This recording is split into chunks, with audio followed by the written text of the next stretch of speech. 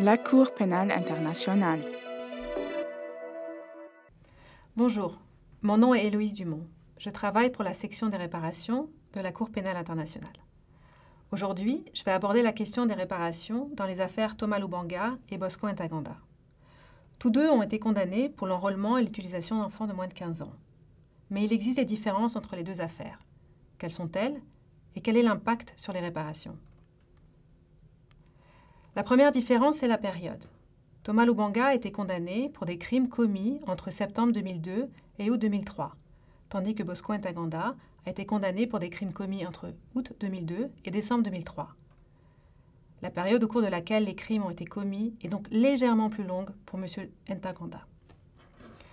La deuxième différence est que dans l'affaire Ntaganda, les juges ont reconnu que certains enfants recrutés et ou utilisés pour participer dans les attaques ont pu être victimes de viols ou d'esclavage sexuel alors qu'ils étaient au sein de l'UPC.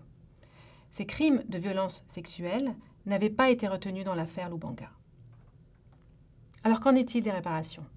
Une victime qui a reçu des réparations dans l'affaire Lubanga peut-elle recevoir des réparations dans l'affaire Bosco Ntaganda?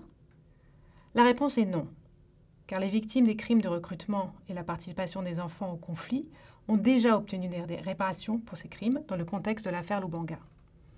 Une victime ne peut pas avoir des réparations deux fois pour les mêmes crimes. Toutefois, certaines victimes de l'affaire Lubanga pourraient recevoir des services complémentaires sous certaines conditions. Il s'agit notamment des enfants soldats qui ont été victimes de crimes pour lesquels M. Lubanga n'a pas été jugé responsable, mais dont M. Ntaganda, lui, a été reconnu coupable, soit les crimes sexuels comme le viol ou esclavage sexuel au sein de l'UPC.